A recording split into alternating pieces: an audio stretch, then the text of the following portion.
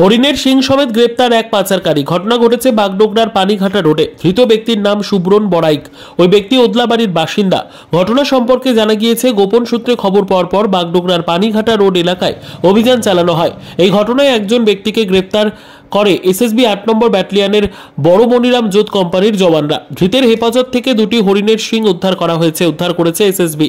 মানে এটা হয়তো সিজার হতে পারে আমার এরিয়ার মধ্যে। তো আমি বলেছিলাম যে ঠিক আছে আপনারা দেখুন। তো ওনারা সিজ করেছেন এই পানিঘাটা মোড় থেকে 100-150 মিটার আগে হবে মনে হয়, ওই পানিঘাটা রোডে সিজ করেছেন। একজন লোককে আটকও করা হয়েছে, আর সাথে দুইটা হরিণের শিঙের টুকরো ওরা সিজ করতে পেরেছেন।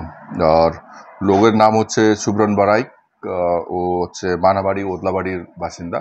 তো আপাতত যেটা জানা গেছে, ওকে কেউ বলেছিল যে এনে দিতে, তাই জন্য ও বাগড়াতে ওকে দেওয়ার জন্য আসছিল, ওই কি পয়সা টাকার লোভে আসছিল। তো বাকিটা আমরা দেখছি, ইনভেস্টিগেট করে জানা যাবে যে হ্যাঁ কালকে কোর্টে তোলা হবে, যেহেতু ওর কাছে অ্যানিমাল আর্টিকেল পাওয়া গেছে। তো এটা তো violation of wild life protection act আছেই, পজিশন আছে ওর।